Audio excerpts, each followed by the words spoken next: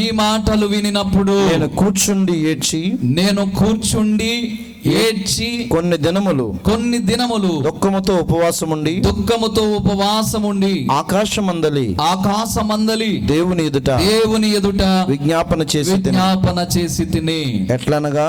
Thank you so much sir.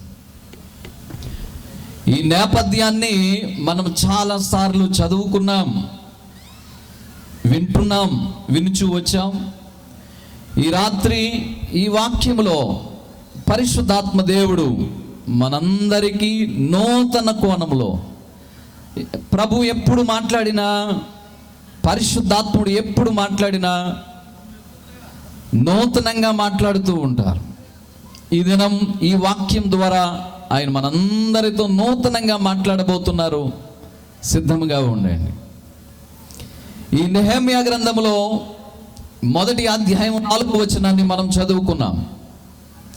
ఈ 4వ వచనం మనకు అర్థం కావాలి అని అంటే ఒక 5 నుండి 10 నిమిషాలు దీనికి ముందు జరిగినటువంటి చరిత్రను ఒకసారి మనం అందరం కూడా వినాలి, గ్రహించాలి.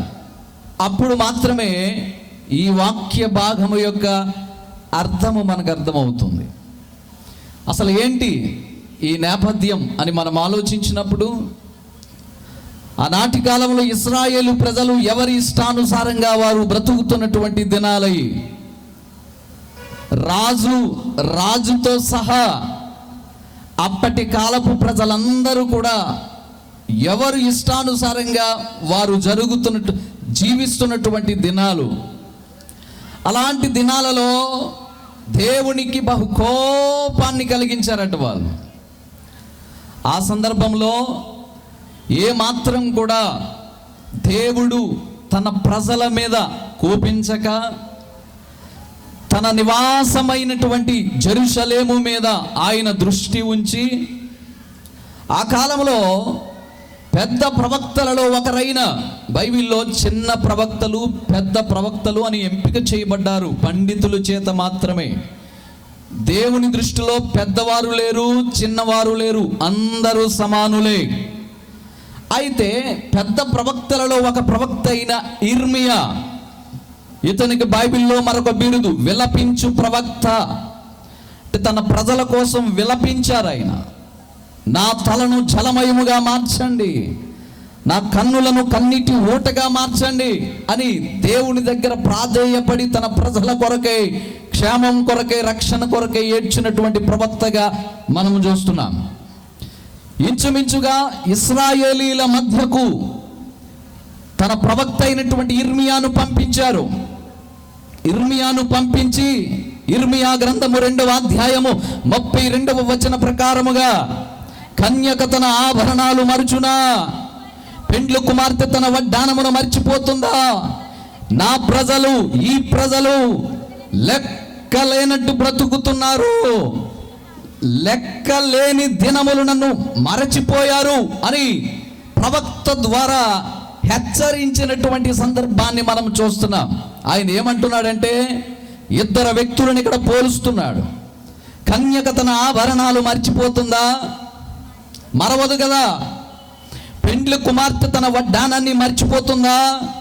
మరవదు కదా. ఈ సభకు వచ్చే ముందు అయ్యో ఫోన్ మర్చిపోయానండి అన్న వాళ్ళు ఎవరైనా ఉన్నారా? ప్రాణం పోదు. అయ్యో తల దువ్వుకోవడం మర్చిపోయానండి అన్న వాళ్ళు ఎవరైనా ఉన్నారా? లేరుగా. కన్యక తన ఆభరణాలు మర్చిపోదు, పెండ్లి కుమార్తె తన వడ్డానాన్ని మర్చిపోదు. కానీ ఈ నా ప్రజలున్నారే, లెక్కలేని దినాలు నన్ను మరిచిపోయారు అని ఇర్మియా ప్రవక్త ద్వారా తన ప్రజలను హెచ్చరిస్తూనే ఉన్నారు. అయినప్పటికీ కూడా ఏ మాత్రం కూడా దేవుని సేవకుని మాట కానీ, ప్రవక్తల మాటలు కానీ ఆనాటి కాలంలో ఉన్నటువంటి ఇశ్రాయేలీలు పట్టించుకోలేదు.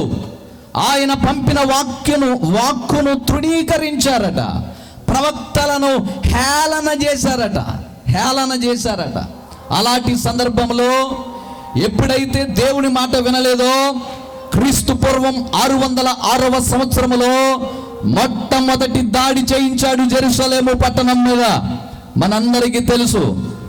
మన పిల్లలు మన మాట వినకపోతే ఒకసారి చెప్తాము, 2 సార్లు చెప్తాము, 3వసారి చెప్పము, చేతలతో చూపిస్తాము. దేవుడు 1 మారు 2 మార్లు ప్రజలను హెచ్చరించారు, కానీ వారు ఏమాత్రం కూడా పట్టించుకోలేదు. వెంటనే దేవుడు వారి మీద దాడి చేయించాడు. నెబుకద్నెజర్ 606వ సంవత్సరములో, క్రీస్తు పూర్వం 606వ సంవత్సరములో మొదటి దాడి చేశాడు. యెరూషలేము మీదకి తన సైన్యాలతో దండెత్తి వచ్చి యెరూషలేము అంతటిని కూడా కైవసం చేసుకుని ఆ చెరలో భక్తుడైనటువంటి దానియేలు, షడ్రాకు, మేషాకు, అబేద్నెగో చక్కని పాట పాడుతూ ఉంటాం. ఆ నేపథ్యాన్ని గుర్తు చేసుకుంటూ ఉంటాం.